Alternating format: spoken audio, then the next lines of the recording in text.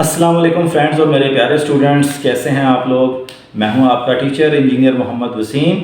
आज आप लोगों के लिए लेक्चर नंबर जो 12 हैं वो रिकॉर्ड करने लगा हूं अपने सब्जेक्ट इलेक्ट्रो 212 का।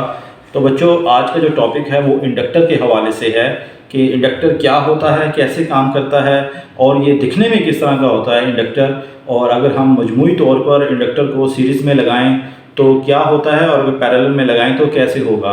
सिमिलरली ये भी हम देखेंगे कि ये जो इंडक्टर है ये हम क्यों यूज़ करते हैं, क्या ज़रूरत हमें पड़ी है कि हम इस इंडक्टर को यूज़ करें किसी भी सर्किट के अंदर।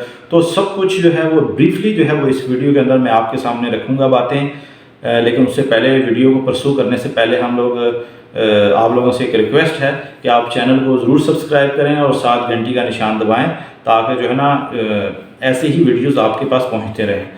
तो बच्चों, इंडक्टर क्या होता है। इंडक्टर बुनियादी तौर पर एक ऐसा इलेक्ट्रॉनिक कंपोनेंट या पुर्जा होता है जो अपने अंदर जो है वो एनर्जी को स्टोर करता है, यानी इलेक्ट्रिकल एनर्जी को स्टोर करता है in the form of magnetic field. इससे पहले आप लोगों ने कैपेसिटर भी पढ़ा था जो कि अपने अंदर चार्ज को स्टोर करता है, तो ये भी कुछ मिलता जुलता उसी से रिलेटेड है।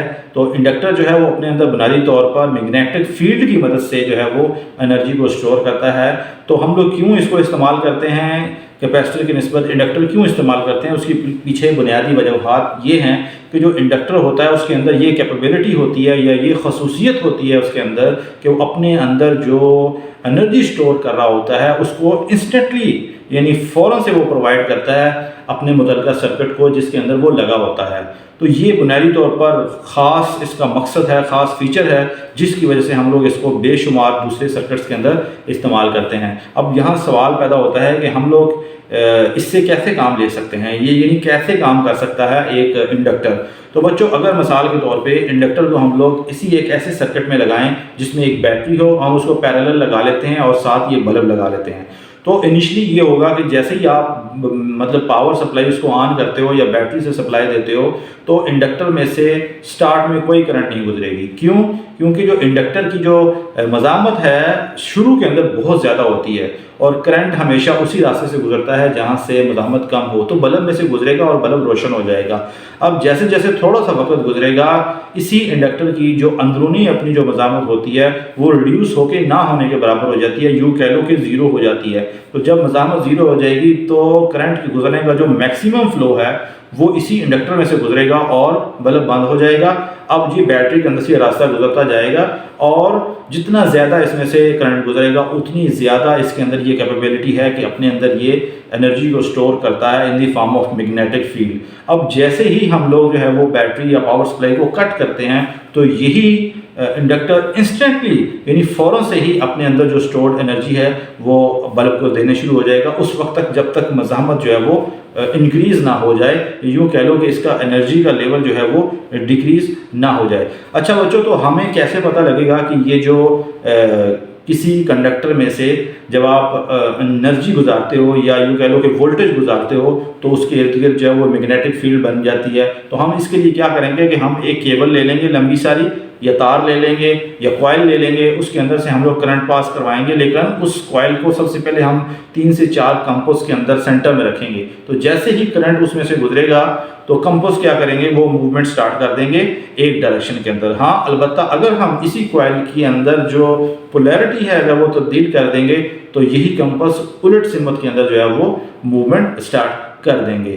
तो बच्चों, सबसे इम्पोर्टेंट बात यह है कि इंडक्टर के अंदर से जितना ज़्यादा करंट उसमें से फ्लो करवाएंगे उतनी ज़्यादा ही उसके अंदर जो है वो magnetic field in the form of energy store करने की सलाहियत उसके अंदर उतनी ही ज़्यादा बढ़ती चली जाएगी। अब आपको ये बता दें कि एक इंडक्टर है, अगर आप उसको बनाना चाहते हैं तो सबसे पहले क्या करना पड़ेगा, आपको एक तार लेनी पड़ेगी और उसको ऐसे रोल करना पड़ेगा, लपेटना पड़ेगा। अब जितने नंबर ऑफ टर्न्स होंगे हर टर्न्स के ऊपर जो है वो मैग्नेटिक फील्ड बनेगी जैसे ही आप सप्लाई देंगे। तो जब कलेक्टिव ये चीज़ इसमें से गुजरती है, करंट गुजरती है, तो एक ह्यूज अमाउंट ऑफ जो है वो मैग्नेटिक फील्ड इसके अंदर स्टोर हो जाती है जिसको हम लोग बहुत सारे कामों के लिए इस्तेमाल कर सकते हैं। तो बुनियादी तौर पर इंडक्टर के अंदर यही खसूसियत होती है कि ये फ़ौरन से एक तो एनर्जी सप्लाई करता है, दूसरा इसके अंदर खसूसियत ये होती है कि ये अपनी जो खसूसियात है ना उसको तब्दील नहीं करता, यानी सेम रहता है। यूँ कह लो कि जब इसके अंदर से करंट फ्लो करता है तो जितनी इसके अंदर सलाहियत होती है करंट को गुजरने की ये उसको मेंटेन करके रखता है। अगर करंट ज़्यादा आ रहा है तो फिर भी ये उसके लिए अपोजिंग फोर्स पैदा करके करंट के लेवल को रखता है सेम, और इसी तरीके से अगर करंट डिक्रीज में जा रहा होता है या कमी हो रही होती है, उसके लिए भी ये जो है वो इलेक्ट्रॉन को इस काबिल बनाता है या उसको रोक के रखता है कि वो करंट के प्रेशर को डिक्रीज होने से उसको बचाया जा सके। अब सवाल यहाँ उठता है कि काफ़ी सारे बच्चे ऐसे हैं जिन्होंने इंडक्टर तो देखा नहीं हुआ, तो इंडक्टर कैसे दिखता है? तो वो देखने में कुछ इस तरीके का होता है कि आप जो है वो तार को सोलिनॉइड की शक्ल दे दें या उसको ऐसे रिंग की शक्ल में ले आएँ तो वो भी इंडक्टर बन जाता है, ठीक है, जैसे आप तस्वीर में भी देख रहे होंगे। इसी तरीके से जिन लोगों ने इंडक्टर नहीं देखा तो वो मैं आपको दिखा देता हूँ। देखने में इंडक्टर जो है वो कुछ इस किस्म का होता है, ऐसा भी होता है और कुछ आपने तस्वीरों में भी देख लिया, यानी इस शक्ल में भी होता है और इस शक्ल के अंदर भी इंडक्टर पाया जाता है। बिल्कुल ये कैपेसिटर की तरह शक्ल आपको नज़र आ रही होगी, लेकिन थोड़ा सा डिफरेंट है। तो ये बुनियादी तौर पर बनावट है एक इंडक्टर की, देखने में इस तरह का होता है। बाज़ दफ़ा सर्किट के अंदर ये किसी दूसरी शक्ल में भी होते हैं, यानी रिंग की शक्ल में होते हैं, सोलिनॉइड की शक्ल में होते हैं। तो ये बात हमेशा बच्चों याद रखें कि कोई भी डिवाइस जिसके अंदर तार को आप लिपटी हुई शक्ल में देखें तो इसका मतलब ये होता है कि उसके अंदर इंडक्टेंस मौजूद है। मिसाल के तौर पे जैसे कि आपके पास ट्रांसफार्मर हो गया, मोटर हो गई और इसी तरीके से रिले हो गई, इन सब के अंदर जो है ना वो इंडक्टेंस पाई जाती है।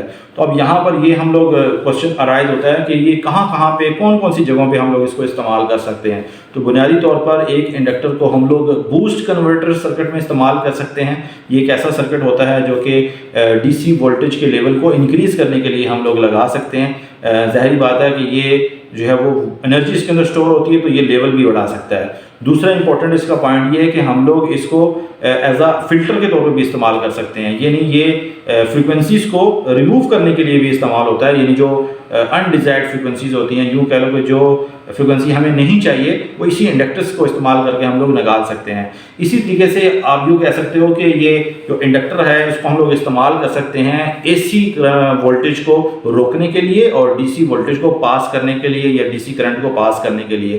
तो यूँ कह लो कि ये भी एक फिल्टर की एप्लीकेशन है। सिमिलरली इसको हम लोग इस्तेमाल कर सकते हैं ट्रांसफार्मर में रिले के तौर पे। तो ये बहुत सारे आपको मैंने इसके प्रैक्टिकल एप्लीकेशंस बता दी। अब यहाँ पर ये एक और इम्पोर्टेंट चीज़ है कि हम लोग जो है वो इंडक्टर को कैसे मेजर कर सकते हैं। तो इंडक्टर को मेजर करने के लिए सबसे आसान तरीक़ाकार ये कि एक मीटर होता है LCR मीटर, उसकी मदद से भी आप इंडक्टर मेजर कर सकते हैं, कैपेसिटेंस मेजर कर सकते हैं, रेजिस्टेंस मेजर कर सकते हैं। तो ये तो एक LCR मीटर से आप इंडक्टर की इंडक्टेंस को फाइंड कर सकते हैं। तो इंडक्टर की इंडक्टेंस जो है ना वो वैसे तो बहुत सारे जो चीज़ें हैं उसके ऊपर डिपेंड करती है, जैसे कि नंबर ऑफ टर्न्स कितनी है, क्रॉस सेक्शनल एरिया कितना है, कितना करंट उसमें से गुजर रहा है। लेकिन जो इंडक्टर की जो इंडक्टेंस है उसकी जो SI यूनिट हम कह सकते हैं कि वो हेनरी है, यानी हेनरी ने चूँकि ये बनाया था उसने अपने नाम से ये यूनिट बना दी हेनरी। तो हेनरी एक छोटी यूनिट है, ठीक है, नॉर्मल जो स्टैंडर्ड यूनिट है।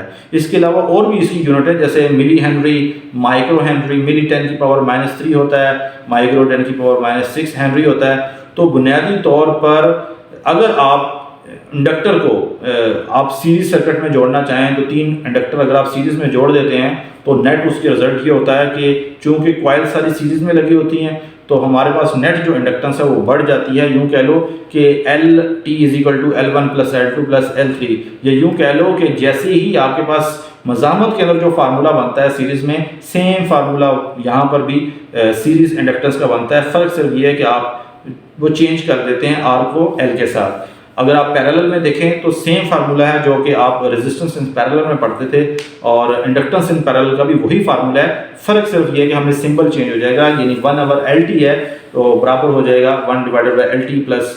इसका मतलब ये हुआ कि अगर आप इंडक्टर को पैरेलल में लगाते हैं तो टोटल इंडक्टेंस कम होती है, अगर सीरीज में लगाएंगे तो टोटल इंडक्टेंस की वैल्यू बढ़ जाती है।